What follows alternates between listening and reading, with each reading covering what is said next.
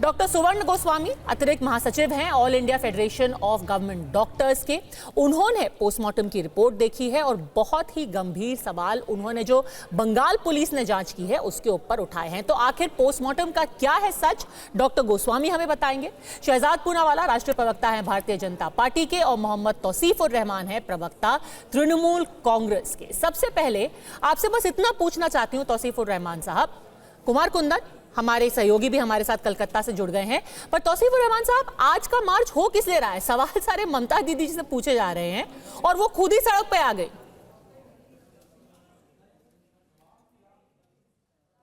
तौसीफ नमस्कार पद्मजा, और मेरे सारे पैनलिस्ट को भी मेरा नमस्कार प्रणाम। देखिए, ये मार्च तो होना ही था। ये तो जिस दिन ये दुखद घटना घटी उसी दिन ये डिसाइड हुआ था कि भाई हमें मार्च भी करना है और हमें प्रोटेस्टर्स के साथ भी रहना है।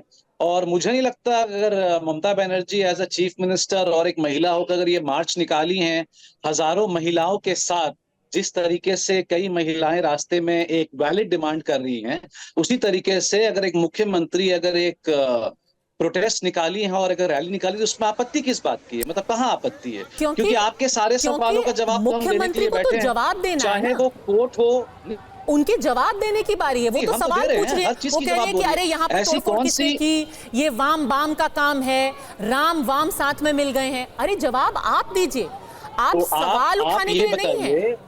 पद्मजा आप ये बताइए, अभी आपकी सरकार कटघरे में है, आप आंदोलनकारी नहीं बन सकते। नहीं, आप कह रही हैं कि जब स्टूडेंट्स, नहीं सुनिए ना, आप जब अब आप ही अगर हेड एंड टेल डिसाइड करेंगे तो कहां से होगा?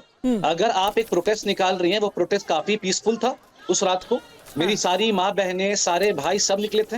एक कॉमनर्स का प्रोटेस्ट था। उस प्रोटेस्ट में हमने देखा बिल्डिंग के पाइपलाइन चढ़कर हॉस्पिटल तोड़ने की साजिश हो रही थी।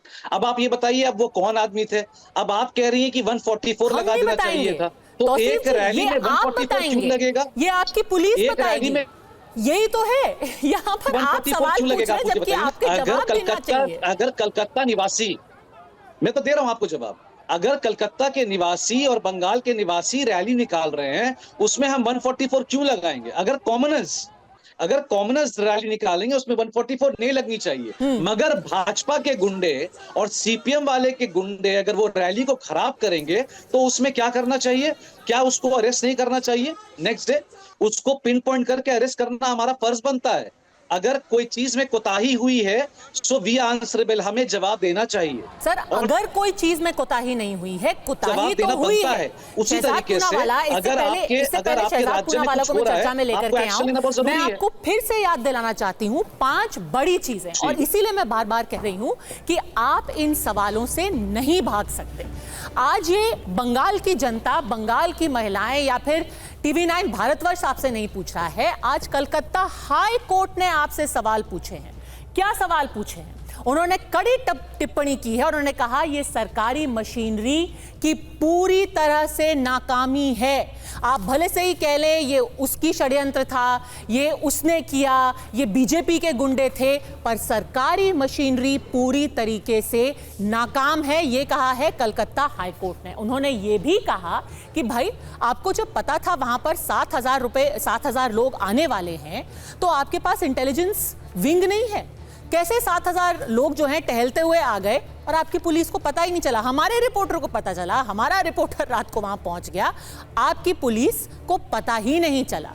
कितने लोगों ने यह बताया कि आपकी पुलिस तो खुद प्रदर्शनकारी जो पिट रहे थे उनके साथ छुपने की जगह ढूंढ रही थी। जब पुलिस अपने आप को नहीं बचा पाती तो दूसरों की सुरक्षा कैसे करेगी तौसीफ जी? और सुनिए क्या बोला कोलकाता हाई कोर्ट ने।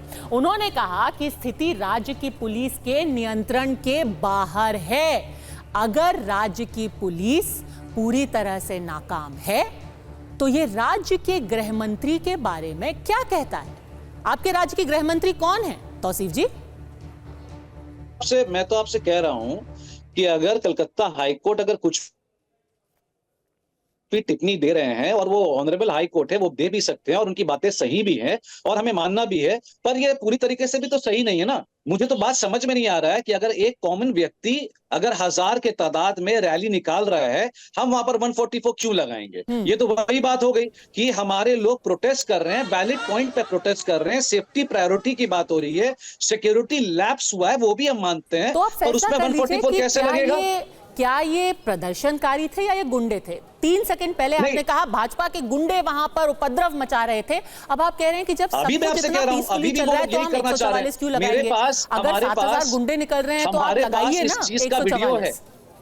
हमारे पास इस चीज का वीडियो है। अब अगर आप ये कहेंगी कि हमने लाठीचार्ज, अगर आप फर्ज कीजिए अगर एक पुलिस भी किसी के ऊपर लाठीचार्ज करता और वो अगर गलती से भी अगर किसी गुंडे पे नहीं लगकर अगर एक नॉर्मल कॉमनर्स के बदन पे लग जाता, तो यही चैनल पे आप बैठकर कहती कि नॉर्मल प्रोटेस्टर्स के ऊपर पुलिस ने हाथापाई किया, उनको मारा। तो चट भी आपका, पट भी आपका, आप लोग कहना क्या चाहते हैं? शहजाद पूनावाला, और चित भी आपकी, पट भी आपकी, और अब कोर्ट के कंधे पर बंदूक रख करके आप चला रहे हैं। शहजाद पूनावाला, बिल्कुल नहीं डूबा है, राज्य जैसा था वैसा है, लोगों के पास सब बढ़िया चल रहा है और लोग प्रोटेस्ट करेंगे, सब बढ़िया चल रहा है। तो फिर एक महिला का बलात्कार और हत्या कैसे हो गई? तो फिर इतने दंगे कैसे हो गए? वहां पर हिंसा कैसे हो गई? बलात्कार सब बढ़िया चल रहा है। कलकत्ते में हुआ वो बहुत बुरा हुआ, ठीक है, निंदाजनक है और बहुत आपत्ति वाली बात है, इसके लिए हम सब शर्मसार। तो फिर इसको रोकने के लिए मुख्यमंत्री सड़क पर मार्च नहीं निकाल सकती, उनको लॉ एंड ऑर्डर कंट्रोल करना पड़ेगा। वो गृह मंत्री हैं। डेथ पेनल्टी डिमांड कल तो फिर आपके कमिश्नर भी मार्च निकालने लगेंगे, कहेंगे कि भाई मेरे हाथ में कुछ नहीं है, मैं मार्च निकाल लेता हूं।